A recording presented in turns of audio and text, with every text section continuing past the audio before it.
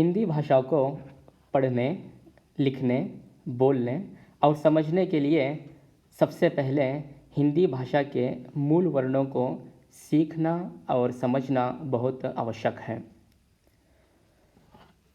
तो सबसे पहले हम देखते हैं कि हिंदी के वर्णमाला को, जो कि आपकी स्क्रीन पर दिखाई दे रही है। तो चलिए देखते हैं। यहाँ पर आपकी स्क्रीन पर देख सकते हैं कि वर्णमाला के प्रकार दिए हुए हैं। सबसे पहले यहाँ पर स्वर है।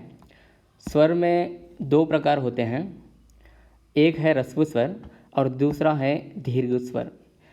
ह्रस्व स्वर में आप देख सकते हैं जिन अक्षरों का उच्चारण धीमी गति से होता है या कम समय में होता है उसको ह्रस्व स्वर कहते हैं, जैसे अ, ई, उ, रू।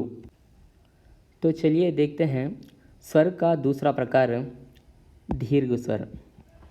दीर्घ स्वर, दीर्घ अक्षर में जिन अक्षरों का उच्चारण लंबे समय तक होता है उन अक्षरों को दीर्घ स्वर कहते हैं। उदाहरण के लिए आ, ई, उ, ए, ऐ, ओ, औ, ये हैं दीर्घ स्वर। अब हम देखते हैं योगवाहक। योगवाहक में दो अक्षर होते हैं, एक है अनुस्वर अम और दूसरा है विसर्ग अह। अब हम देखते हैं वर्णमाला का दूसरा प्रकार व्यंजन। व्यंजन में दो प्रकार होते हैं, एक वर्गीय व्यंजन और दूसरा अवर्गीय व्यंजन। सबसे पहले हम देखेंगे कि वर्गीय व्यंजन में कौन कौन से अक्षर आते हैं। यहाँ पर देखिए, आप ध्यान से देखिए,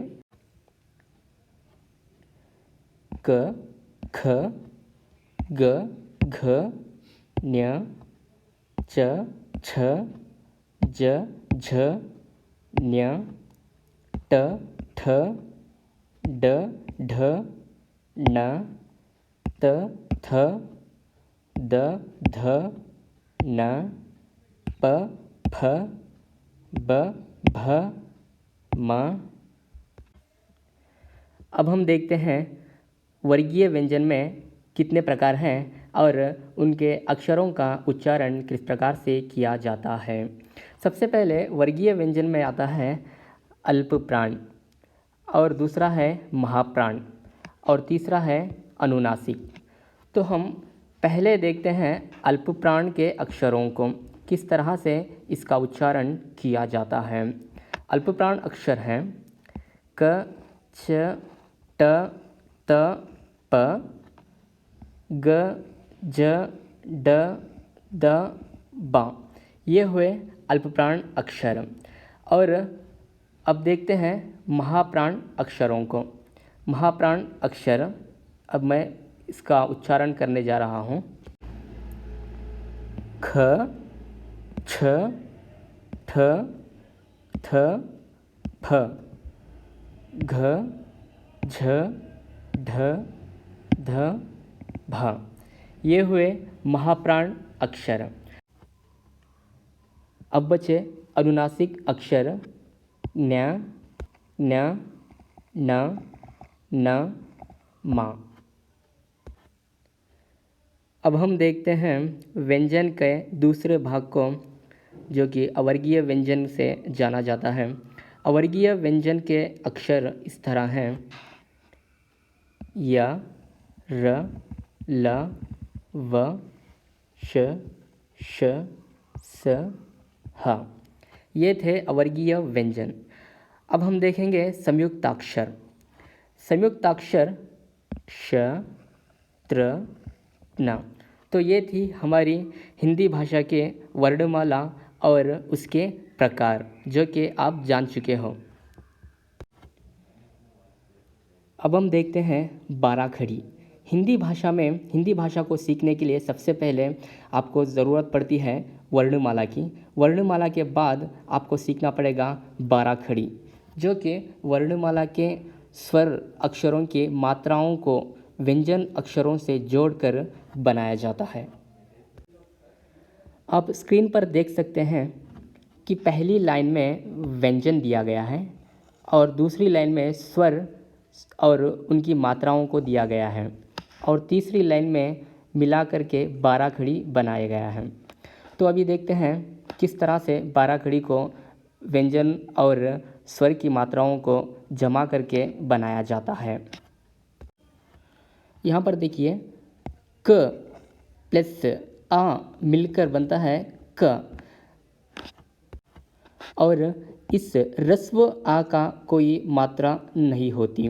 अब हम देखेंगे क प्लस बड़ी आ की मात्रा मिलने पर होता है का और क प्लस छोटी ई की मात्रा मिलने पर होता है की और क प्लस बड़ी ई की मात्रा मिलने पर होता है की और क प्लस ऊ की मात्रा मिलने पर बनता है कू और क प्लस बड़ी ऊ की मात्रा मिलने पर बनता है कू और क प्लस रू की मात्रा मिलने पर बनता है क्रू और क प्लस ए की मात्रा मिलने पर बनता है के और क प्लस आई की मात्रा मिलने पर बनता है कई और क प्लस ओ की मात्रा मिलने पर बनता है को क प्लस औ की मात्रा मिलने पर बनता है कऊ और क प्लस अम की मात्रा मिलने पर बनता है कम और क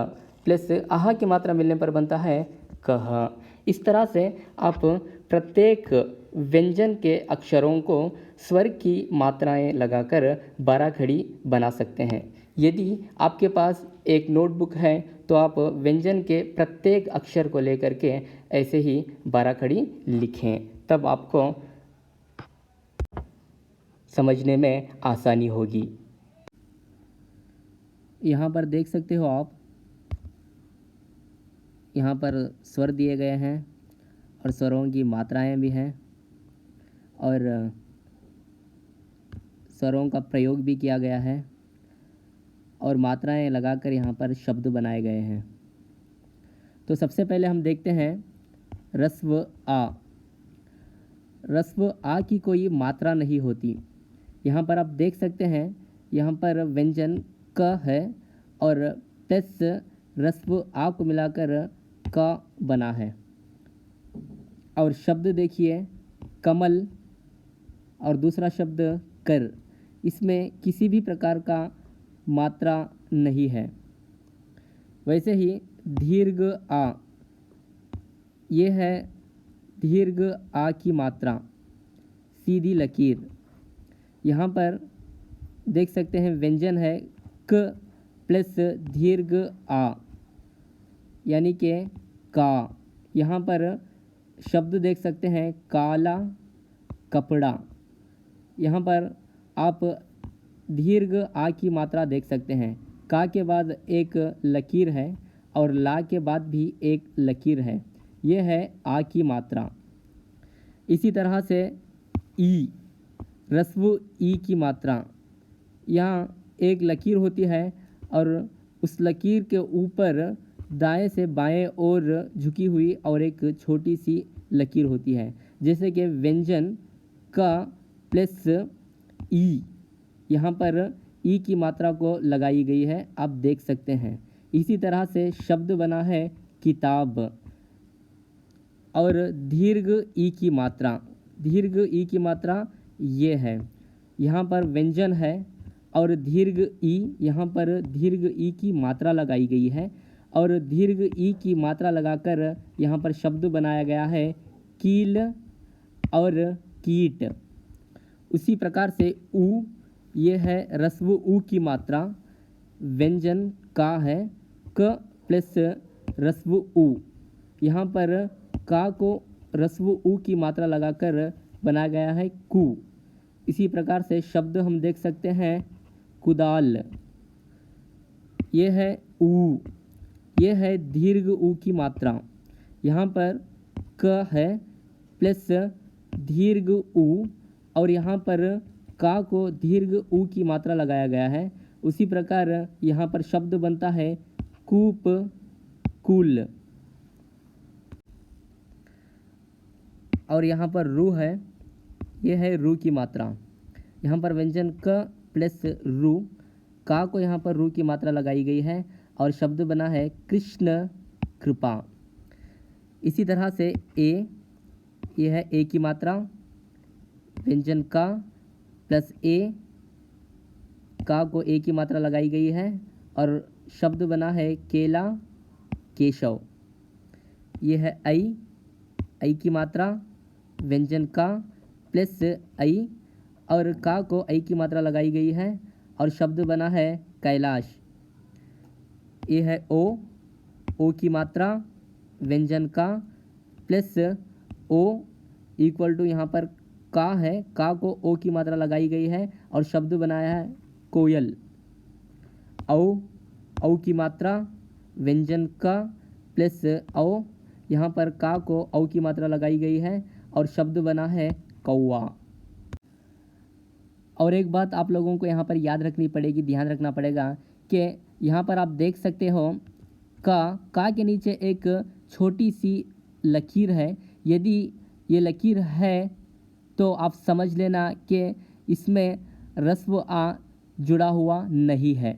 यदि आप किसी भी व्यंजन के नीचे इस लकीर को नहीं पाते तो समझ लेना कि उस व्यंजन से रस्व आ हमेशा जुड़ा हुआ रहता है। जैसे कि यहाँ पर लिखा हुआ है का, इसके अंदर ये वाला का भी होता है और प्लस ये रस्व आ जमकर ये का व्यंजन बना है। तो यहाँ पर आप देख सकते हो स्क्रीन पर कुछ शब्द दिए गए हैं, जैसा कि पहला शब्द है हवन, पवन, शहद, सरल, फसल। यहाँ पर आपको कुछ शब्द दिए गए हैं,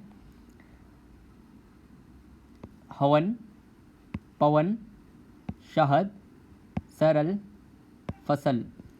आप देख सकते हैं इन शब्दों में कि इन शब्दों में किसी भी स्वर की मात्रा का प्रयोग नहीं किया गया है। यहाँ पर देखिए ह प्लस व प्लस ना, इस शब्द में किसी भी स्वर की मात्रा का प्रयोग नहीं किया गया है। इसी प्रकार से प प्लस व प्लस न, पवन, श प्लस ह प्लस द, शहद, स प्लस र प्लस ल, सरल, फ प्लस स प्लस ला, फसल। इन शब्दों को बिना मात्रा वाले शब्द कहते हैं।